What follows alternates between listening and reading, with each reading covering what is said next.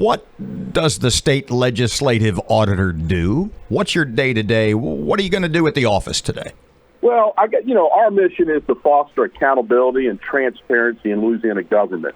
We provide the legislature and others with audit services, fiscal advice, and other useful information. And we oversee the third-party CPAs who conduct the audits at the local level, political subdivisions, municipalities, parish level, et cetera. So that's basically what we do. We monitor those. I'm sorry. Finish your thought. I apologize. Sorry.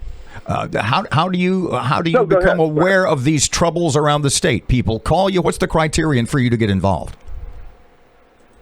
Yeah, so a lot of times people will call in complaints. There's a website. We have a website, lla.la.gov, where you can actually click on report fraud. So quite often we get a lot of calls, we get emails, we get several complaints, requests for audits or investigations of improprieties, et cetera. And sometimes it's just local government needing a little help from a trusted advisor. We hold ourselves out as a trusted advisor. We want to help local government and educate them for best practices with respect to accounting and compliance with laws and regulations. Our city councilman, John Nicholson, has requested that your office do an audit of our finance department after some allegations were made. You're aware of the situation. What now? Do you do an audit? Are you considering it? What's the process? Well, we always look at every complaint, and myself and my staff are considering it, and we are looking at that today and discussing it.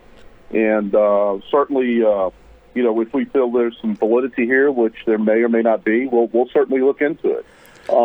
When we conduct these audits, it's not a public process. It's something that will be done. It'll be done quietly behind the scenes, and certainly if there's a report that will be issued, that becomes public after we complete our audit and of the municipality or whatever would have a chance to respond. How long does an audit typically take? It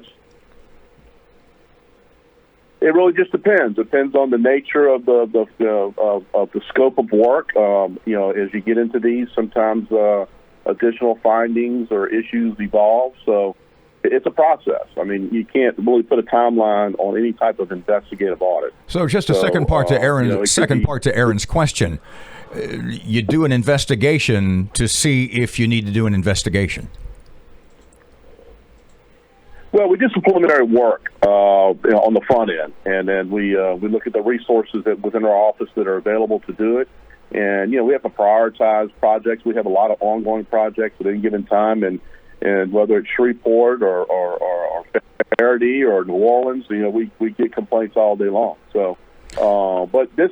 We did receive some correspondence. We're looking at it, and we'll strategize today or early next week and figure out a path forward. Does any kind of political influence come into play here? Does the governor pick up the phone and call you and go, "Leave Shreveport alone"? Is there anything like that could possibly happen? We pride ourselves as a nonpartisan agency, so we don't let political influence enter into the scope of the work. We got a job to do, and so we'll listen to anyone. We'll listen to their opinion, and they can involve themselves as a stakeholder. Obviously, the governor will be a stakeholder, or any other elected official. But we'll move forward, and we're independent, and we operate as such. If you got more complaints from folks in Shreveport who have questions about the finance department, does that tip the scale in favor of doing an audit? I mean, folks that are listening that are suspicious of what's been going on, should they contact your office too? Do you need more complaints? It certainly could. We follow every complaint. We file every complaint, and the more information, the better. So Again, we don't need to be bombarded. Please understand that we're all big folks like you are today, and but we take every complaint serious. Put it that way, and obviously, for validity of the complaint and making sure we have substance and not just an allegation. Mr. Mike, how many audits is your office working on right now? The point I'm making is you could say, Shreveport smells a little fishy up there, but we're so busy we can't get to it till 2023. Is there any possibility that might happen? We oversee about 4,000 audits a year.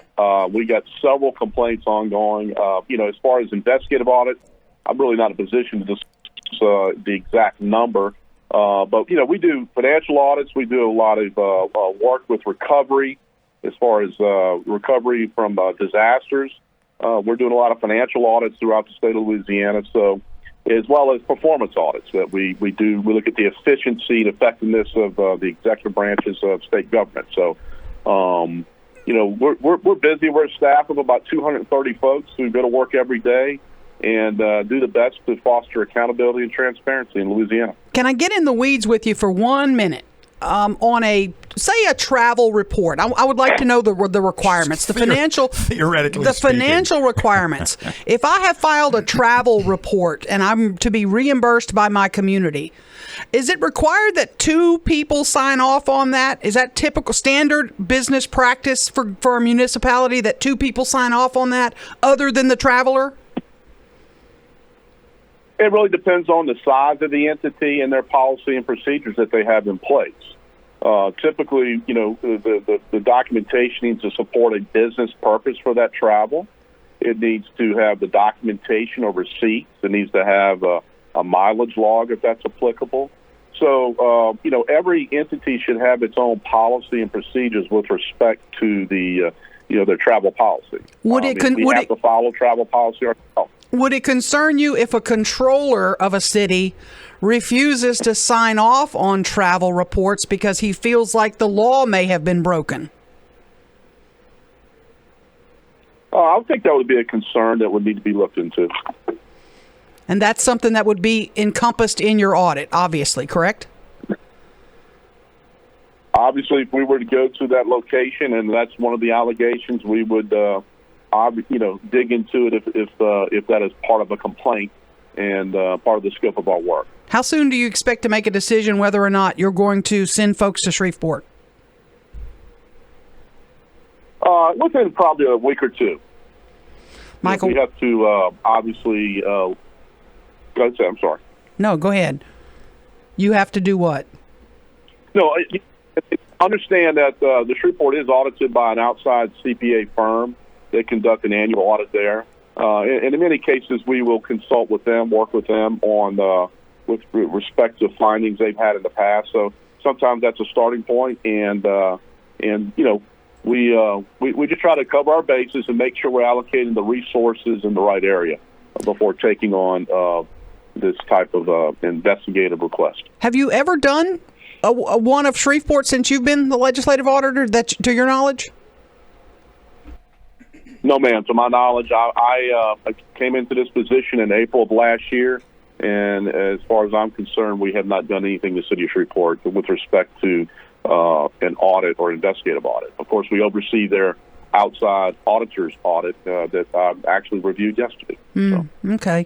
Well, I have a spare guest room if your people need a place to stay, save a little money. She's like a Airbnb. She's just trying to pick up a few extra bucks on the side. Mr. Mike, greatly appreciated. Michael Waguespack. Go ahead. I'm sorry. No, we appreciate your interest in this office. And again, you can go to lla.la.gov. All our reports are online. And if anybody has an interest in filing any additional complaints, they can report it on our fraud line or call the office direct.